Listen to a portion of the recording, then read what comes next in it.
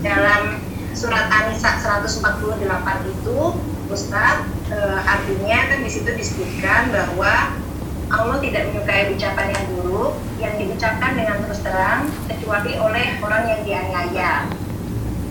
Dan Allah adalah Maha Pendengar lagi Maha Mengetahui. Pertanyaan saya, Ustaz, mohon pencerahannya, apakah dengan demikian orang yang terdolimi itu boleh membuka aib dari orang yang mendolimi dia, dari orang yang sudah menyakiti dia? Kemudian batasannya seperti apa ya Ustaz untuk orang yang terdolimi ini bisa menyampaikan aib-aib dari orang yang sudah mendolimi dia? Kemudian apakah ada pengecualian lain sehingga seorang muslim itu boleh untuk membuka aib dari muslim yang lainnya? La yuhibbullahul jahra bis-su'i minal qawli illa man dhulim. Sesungguhnya Allah tidak menyukai ucapan yang buruk yang diucapkan dengan terus terang kecuali oleh orang yang dianiaya. Menurut para mufassirin, tafsir pertama adalah doa, yaitu Allah tidak menyukai seseorang mendoakan keburukan bagi orang lain kecuali orang yang mendoliminya. Jadi kalau tidak dizolimi oleh orang, maka kemudian mendoakan keburukan bagi orang lain, ini adalah satu hal yang sangat tidak disukai oleh Allah Subhanahu wa taala. Jadi tafsir pertama adalah tentang doa. Kalau ada orang dizolimi, maka dia boleh sebenarnya mendoakan keburukan kepada yang bersangkutan, akan tetapi tentu di dalam hadis misalnya kepada ibunda kita Aisyah radhiyallahu anha, Rasulullah SAW mengatakan, apabila kamu memaafkan, apabila kamu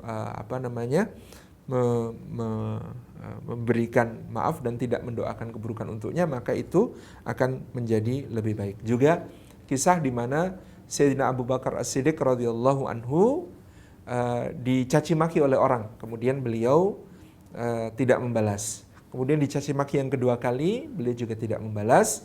Kemudian dicaci maki 3 kali, maka beliau berdiri untuk membalas.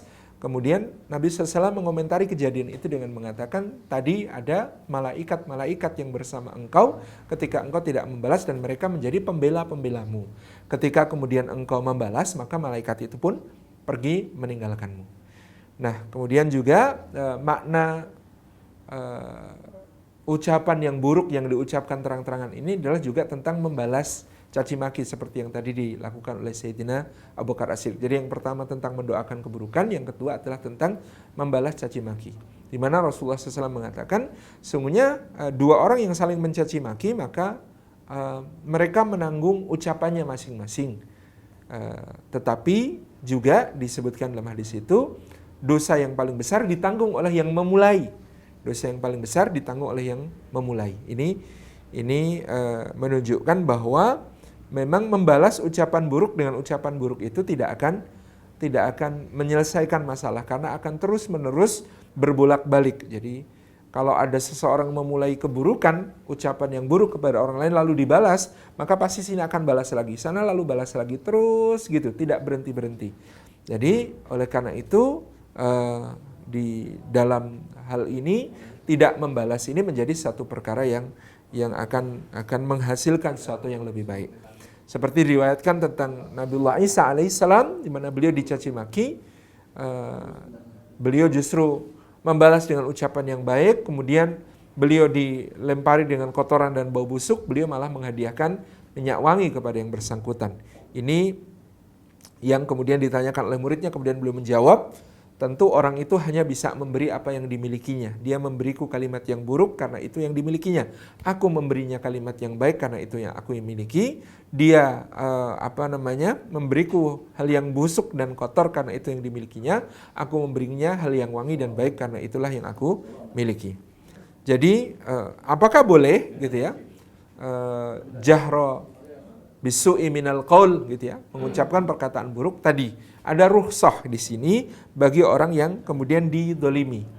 Ada rukhsah bagi orang yang diambil hak-haknya. Ada rukhsah bagi perkara-perkara yang kemudian dia di situ hak-haknya dirampas atau diambil. Ini diperbolehkan. Ini tentang tafsirnya. Jadi ada 2 secara garis besar. Yang pertama adalah tentang mendoakan buruk terhadap orang yang mendolimi. Yang kedua adalah membalas caci maki. Yang berikutnya, ayat ini menurut Imam Mujahid turun tentang orang yang bertamu lalu dijamu gitu ya. Kemudian dia keluar, ternyata dia mengatakan bahwa jamuannya adalah buruk gitu ya. Nah, sedangkan dijamu itu adalah kewajiban tuan rumah yang dia tunaikan sejauh kemampuannya. Kalau orang ini keluar dari rumah seseorang kemudian mengatakan dia dijamu dengan buruk, padahal sebenarnya tuan rumah telah mengusahakan yang paling baik, maka yang demikian ini adalah perkara yang dilarang oleh Allah Subhanahu wa taala.